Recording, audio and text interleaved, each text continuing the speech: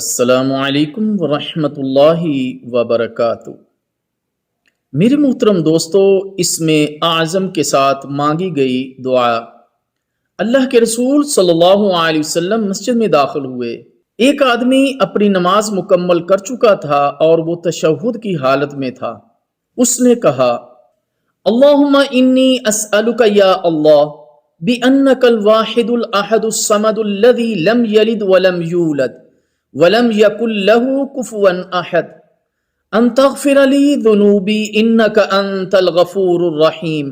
اے اللہ، میں تجھ سے سوال کرتا ہوں اس بنا پر کہ تو اکیلا ہے، یکتا اور بے نیاز ہے، جس نے نہ کسی کو جنا اور نہ وہ جنا گیا اور نہ کوئی اس کا ہمسر ہے، کہ تو میرے گناہوں کو معاف فرما دے۔